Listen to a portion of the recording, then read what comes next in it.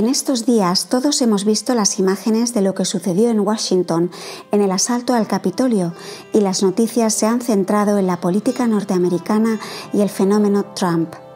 Pero muchos comenzaron a preocuparse por un fenómeno que debería disparar varias alarmas sobre lo que está aconteciendo en el mundo y las nuevas reglas de juego global en lo que tiene que ver con el poder y la libertad de expresión, más allá del caso del presidente norteamericano.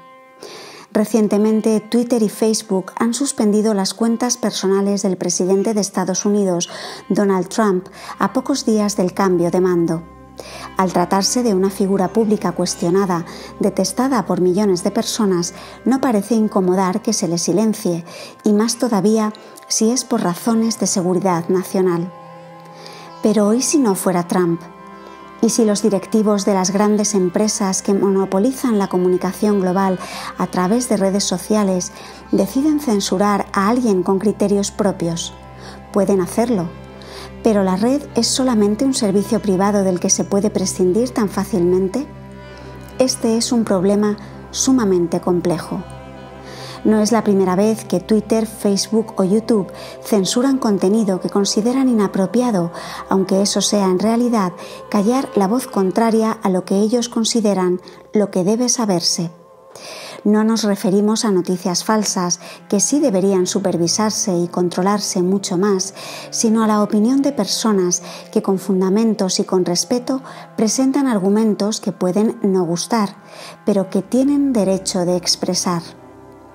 ¿Estamos ante un nuevo poder de censura global por encima de todas las instituciones políticas y jurídicas? Es algo en lo que creemos que deberíamos empezar a pensar y reflexionar con mayor rigor y responsabilidad política y social. Millones de personas en el mundo tienen una vida y una identidad digital, y en el mundo digital se expresan y comparten ideas, se publica gran parte de la vida. Con los años, esos ámbitos digitales, como son las redes sociales, se han convertido en lugares privilegiados para estar informado e influir con las propias ideas. Ser bloqueado o desaparecer de una red social a una persona es algo mucho más complejo y con consecuencias más graves que simplemente darle de baja de un servicio privado. La persona se vería privada de bienes y servicios que hoy configuran la vida pública. Hoy muchas cosas que tienen que ver con lo público están en manos de empresas privadas, cuyas decisiones pueden afectar gravemente a la vida de millones de personas, incluso afectar a las instituciones de gobierno de un país.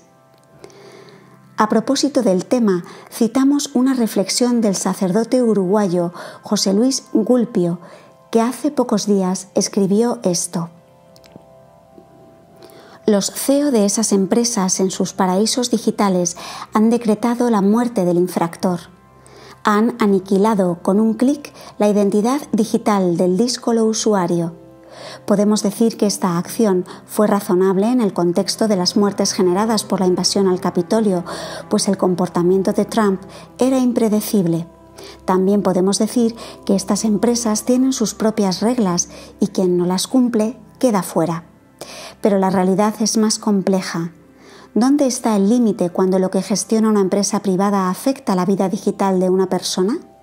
¿Serán los CEO de una o dos empresas, cual dioses del Olimpo, a decretar quién puede existir y quién no? Cabe recordar que sus intereses son siempre económicos, pues no son servidores públicos, y cuando el viento cambie de orientación, ¿qué podemos esperar? Porque frente a actos que atenten contra la seguridad nacional, propagación de noticias falsas, etc., son los estados a través de sus poderes judiciales quienes deben dictaminar y juzgar.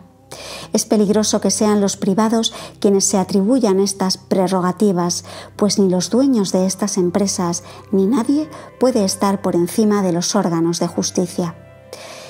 Que no se malinterprete. No defiendo a Donald Trump, simplemente a través del hecho mencionado me cuestiono sobre esta puerta que se ha abierto. Es sano que dicho evento suscite preguntas sobre si somos realmente conscientes del nuevo paradigma en el que nos encontramos en este continente digital que habitamos. Hasta aquí la cita textual. La libertad de expresión tiene ciertos límites, pero ¿quién los interpreta y quién los maneja?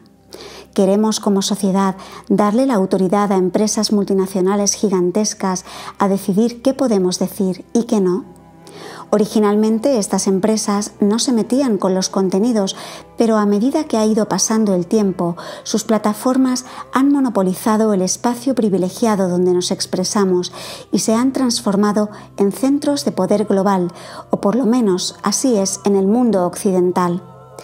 Actúan como un servicio público, pero no son un servicio público y tampoco son simplemente una empresa privada, sino que son una realidad nueva que requiere un análisis más prudente y responsable.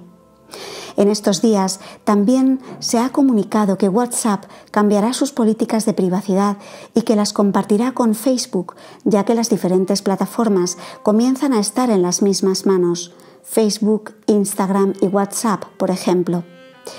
La periodista y docente universitaria Ana Laura Pérez afirmó en una tertulia en el programa En Perspectiva que los términos y condiciones no pueden ir contra la legislación vigente de ningún país y recordó que los términos y condiciones son demasiado largos y están construidos con una opacidad intencional.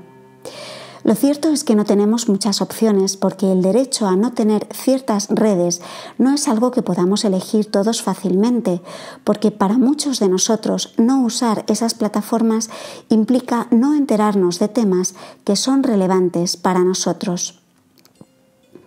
Si se pregunta si se puede abandonar WhatsApp y no enterarse de los comunicados del colegio que se envían a los padres de los niños, no es tan fácil irse de todas las plataformas. Se entiende que, a diferencia de los medios tradicionales, estas plataformas realizan censura previa y ninguna legislación del mundo lo permite. Mucha gente, pasivamente, permite que le borren sus contenidos y ni siquiera apela. Hace ya tiempo que para millones de personas estar en alguna de estas plataformas se ha vuelto una necesidad fundamental en su vida.